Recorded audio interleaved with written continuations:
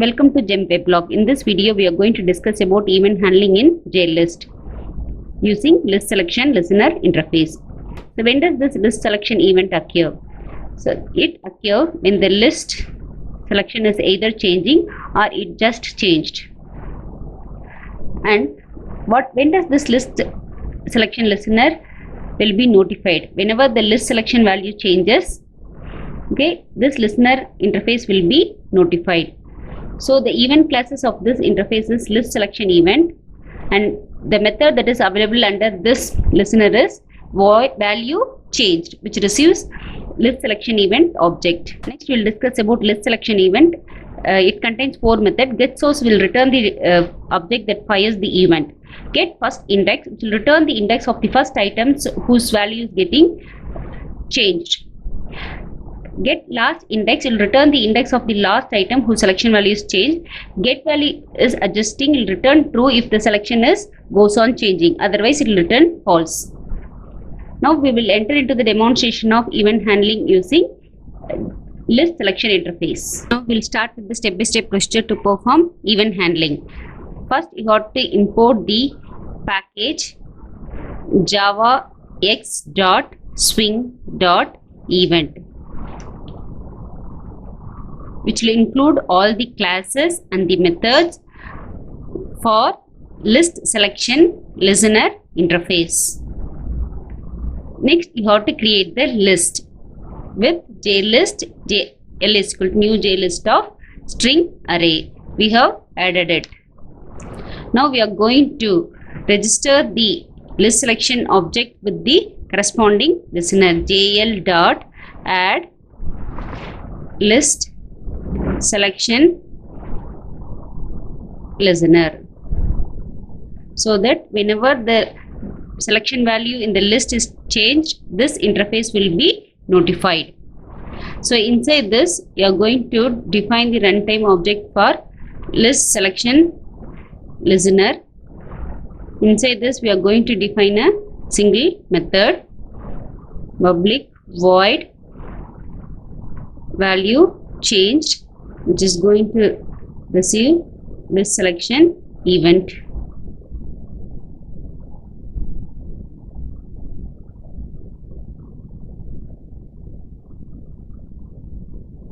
Now we are going to include the methods of JList.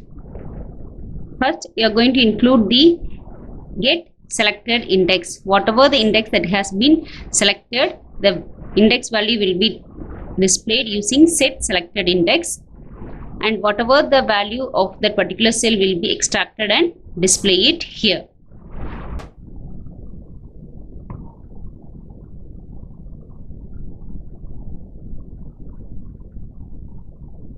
Now when I select any cell in the given list, okay, the index value and the selected value is getting displayed on the console.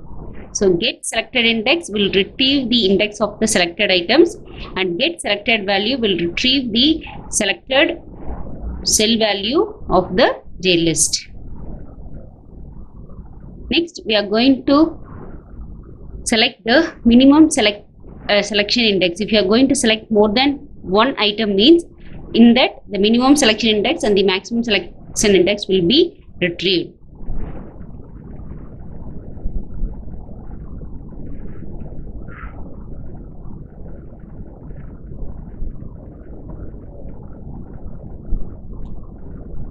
So whenever we are going to select it, the minimum index value is 0 and the maximum index value is 3. So it will display the minimum and the maximum value in the console.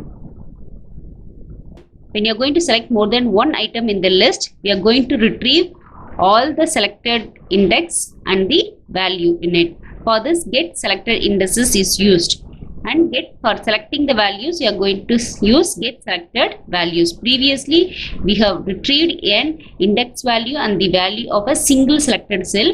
Here we are going to retrieve more than one cells.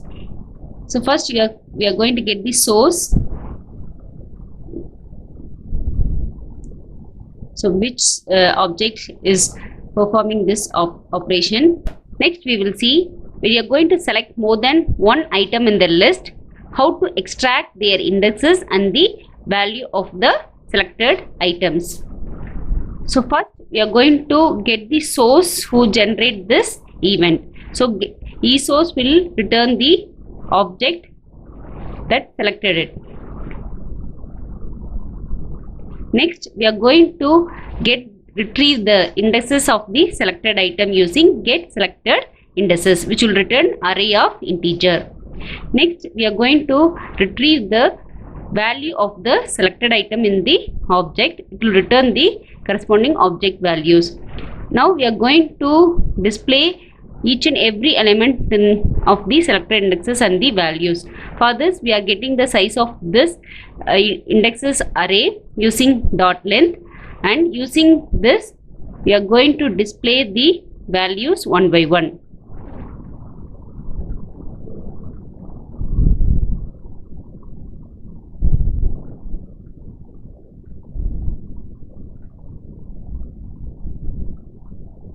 Now when you are going to select more than one values, it will display the indexes and the corresponding values of all the selected item in the JList.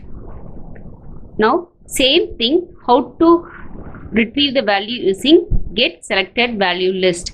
So what is the difference between the previous method and this method means, here the previous method will return the object, here this will return the selected list as a list. So for this we are going to retrieve the list array, list of type string. Whatever the value we have got it, we will be retrieving and stored in the list of type string. So we are going to get the size of the list array x dot size, so that we are going to retrieve each and every element one by one from the list array. So using get method. Now whenever you are using list, we are going to import java.util.list.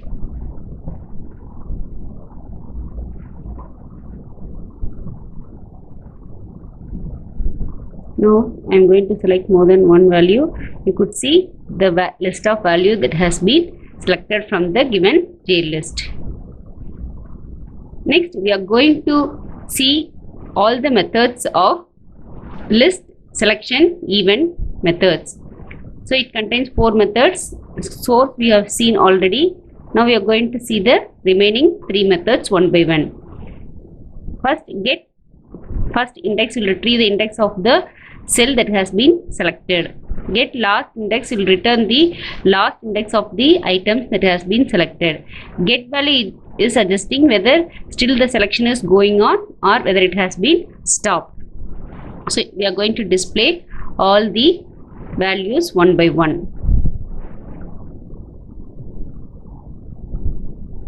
Now so we are going to select it. Okay.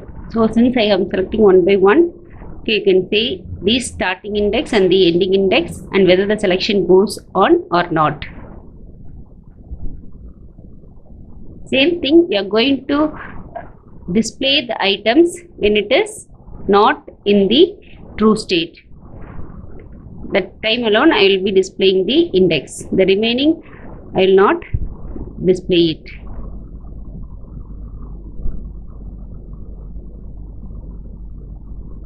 So here you can able to see the final values of the selected one.